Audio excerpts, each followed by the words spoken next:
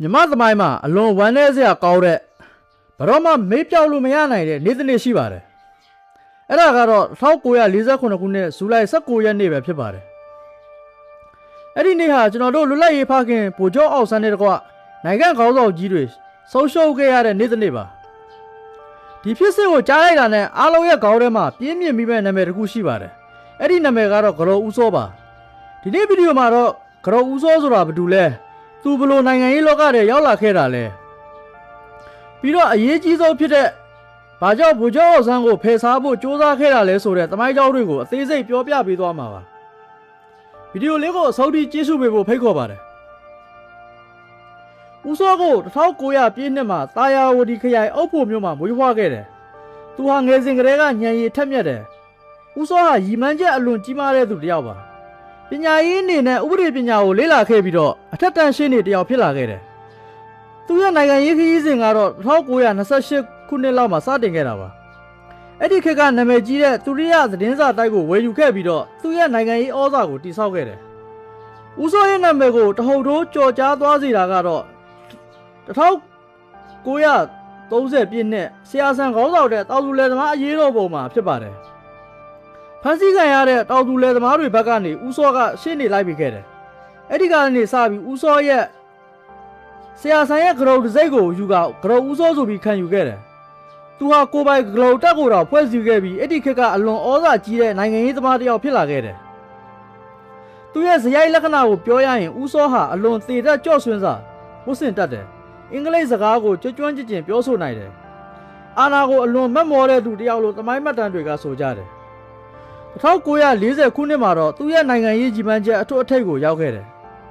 အင်္ဂလိပ်ဆိုရလက်အောက်မှာနန်းရင်းဝန်အဖြစ်ရွေးချယ်ခံခဲ့ရတယ်အဲ့ဒီအချိန်မှာသူဟာမြန်မာပြည်ရဲ့အာဏာအစည်းဆုံးနိုင်ငံရေးခေါင်းဆောင်တစ်ယောက်ဖြစ်နေခဲ့ပါပြီဒါပေမဲ့သူရဲ့အာဏာသက်တမ်းဟာတိတ်မကြခဲ့ပါဘူး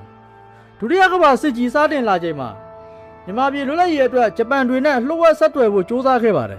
ဒါကိုအင်္ဂလိပ်ဆိုရကသိသွားတဲ့အခါမှာတော့သူ့ကိုဖမ်းဆီးပြီးယူဂန်ဒါနိုင်ငံမှာအကျယ်ကျုံနဲ့ထိတ်သိမ်းထားခဲ့တယ်ဒုတိယကမ္ဘာစစ်ကြီးပြီးဆုံးသွားလို့1946ခုနှစ်မှာဦးစောမြန်မာပြည်ကိုပြန်ရောက်လာတဲ့အချိန်မှာတော့အခြေအနေတွေကအားလုံးလုံးဝကိုပြောင်းလဲသွားခဲ့ပါပြီသူမရှိတဲ့အချိန်အတွင်းမှာမြန်မာနိုင်ငံရေးဇက်ခုံပေါ်ကိုလူငယ်ခေါင်းဆောင်တစ်ယောက်ထွက်ပေါ်လာခဲ့တယ်အဲ့ဒါကတော့ဗိုလ်ချုပ်အောင်ဆန်းပါပဲဗိုလ်ချုပ်အောင်ဆန်းဟာဖဆပါလာအဖွဲ့ကိုဦးဆောင်ပြီးတော့လူထုတရက်လုံးရဲ့အကျွမ်းမဲ့ယုံကြည်လေးစားမှုကိုရရှိထားပါတယ်ဒီအချက်ကဦးစောအတွက်အလွန်ကြီးမားတဲ့စိတ်ပိုက်ဆိုင်ရာရိုက်ခတ်မှုဖြစ်ခဲ့ပါတယ်သူအကျယ်ကျုပ်ကျနေချိန်မှာသူထက်15နှစ်လောက်အသက်ငယ်တဲ့လူငယ်တစ်ယောက်ကနိုင်ငံရဲ့အမြင့်ဆုံးနေရာကိုရယူသွားတာကိုသူလုံးဝလက်မခံနိုင်ခဲ့ဘူးဒီတော့ဂလောဦးစောပါကြောင့်ဗိုလ်ချုပ်အောင်ဆန်းကိုဖယ်ရှားဖို့ဆုံးဖြတ်ခဲ့တာလေ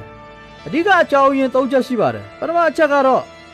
အလွန်အမင်းမနာလိုဝန်တိုဖြစ်ခြင်းပါဦးစောဟာအလွန်အတ္တကြီးသူတစ်ယောက်ဖြစ်တယ်မြန်မာပြည်ကိုလွတ်လပ်ရေးရအောင်ယူပေးတဲ့ခေါင်းဆောင်ဟာသူပဲဖြစ်ချင်ခဲ့ပါတယ်ဒါပေမဲ့ဗိုလ်ချုပ်အောင်ဆန်းကလန်ဒန်ကိုသွားပြီးအောင်ဆန်းအသလီစာချုပ်ကိုအောင်မြင်စွာချုပ်ဆိုနိုင်ခဲ့တဲ့အချိန်မှာတော့ဦးစောရဲ့မနာလိုမှုဟာအထွတ်အထိပ်ကိုရောက်သွားခဲ့တယ်အဲ့ဒီစာချုပ်ကိုဦးစောကသဘောမတူဘူးဆိုပြီးလက်မှတ်မထိုးပဲညှင်းဆန်ခဲ့တယ်ဒုတိယအချက်ကတော့နိုင်ငံရေးအရာတွက်ဆမှုမှားယွင်းခြင်းပါဦးစောကတိုက်ကိုအန္တရာယ်များတဲ့အတွေးတစ်ခုကိုတွေးခဲ့မိတယ်အဲ့ဒါကတော့ဖဆာဘလာခေါင်းဆောင်ဘိုင်းကိုသာဖယ်ရှားလိုက်နိုင်ရင်မြန်မာပြည်မှာခေါင်းဆောင်မဲ့သွားမယ်အဲ့ဒီခါကျရင်အင်္ဂလိပ်ပြည်ခံကအတွေးအကြုံရှိတဲ့ဝန်ကြီးချုပ်ဟောင်းဖြစ်တဲ့သူ့ကိုပဲအစိုးရအဖွဲ့ဖွဲ့ဖို့ပြန်ပြီးတာဝန်ပေးလိုက်မယ်လို့အခိုင်အမာယုံကြည်နေခဲ့ပါတယ်တတိယအချက်ကတော့ပုဂ္ဂိုလ်ရေးအာဃာတပါနိုင်ငံရေးဆွေးနွေးပွဲတွေမှာဗိုလ်ချုပ်အောင်ဆန်းရဲ့ပြတ်သားတဲ့ဟန်ပန်တွေလူထုကဗိုလ်ချုပ်ကိုတခဲနဲ့ထောက်ခံမှုတွေကဦးစောရဲ့အတ္တကိုနေ့စဉ်နဲ့များထိခိုက်စေခဲ့ပါတယ်ဒီလိုအာဏာငတ်မှုမနာလိုမှုနဲ့တွက်ချက်မှုအမှားတွေပေါက်ဆက်သွားတဲ့အခါမှာတော့တမိုင်းမှာအဆိုးရွားဆုံးဆုံးဖြတ်ချက်တစ်ခုကိုသူချမှတ်ခဲ့တယ်ဦးစောဟာသူ့ရဲ့အင်းလျားကန်ဘေးကနေအိမ်မှာလူတွေလက်နက်တွေစုဆောင်းပြီးအသေးအချာအစီအစဉ်ဆွဲခဲ့တယ်1948ခုနှစ်ဇူလိုင်19ရက်နေ့မနက်10:39မိနစ်ရန်ကုန်မြို့အတွင်းဝင်များရုံးမှာဗိုလ်ချုပ်အောင်ဆန်းနဲ့အစိုးရအဖွဲ့ဝင်တွေအစည်းအဝေးလုပ်နေချိန်မှာပဲဦးစောစေလွတ်လိုက်တဲ့လူတွေဝင်ရောက်လာခဲ့ပြီးနိုင်ငံခေါင်းဆောင်တွေကိုလှုပ်ကြံခဲ့ကြတယ်ဒါဟာမြန်မာနိုင်ငံအတွက်ဘယ်တော့မှအစားထိုးလို့မရနိုင်တော့တဲ့ဆုံးရှုံးမှုကြီးတစ်ခုဖြစ်သွားခဲ့ပါတယ်ဒါပေမဲ့ဦးစောတွက်ထားသလိုအခြေအနေတွေကဖြစ်မလာခဲ့ပါဘူးအင်္ဂလိပ်ပြည်ခံကသူ့ကိုအာဏာမလွှဲပေးတဲ့အပြင်အဲ့ဒီနေ့လယ်ပိုင်းမှာပဲဂရောဦးစောကိုသူ့ရဲ့နေအိမ်မှာလက်နက်တွေနဲ့အတူဖမ်းမိခဲ့ပါတယ်ထူးခုံရုံးနဲ့ အချက်ယူစစ်ဆေးပြီးတဲ့နောက်မှာတော့နိုင်ငံတော်ပုန်ကန်မှုလူသတ်မှုတွေနဲ့ဦးစောကိုသေဒဏ်ချမှတ်ခဲ့ပါတယ်1948ခုနှစ်မေလ10ရက်နေ့အင်းစိတ်ထောင်ထဲမှာကတော်ဦးစောကိုကြိုးပေးကွပ်မျက်ခဲ့တယ်တကယ်တော့ကတော်ဦးစောဆိုတာနိုင်ငံရေးအတွေ့အကြုံရင့်ကျက်ပြီးအရေးရှင်းရှိတဲ့ခေါင်းဆောင်တစ်ယောက်ပါသူရဲ့ရည်ချင်းကိုနိုင်ငံအတွက်မှန်မှန်ကန်ကန်အသုံးချခဲ့မယ်ဆိုရင်တမိုင်းမှာကောင်းတဲ့နာမည်နဲ့ကြံရစ်ခဲ့မှာပါ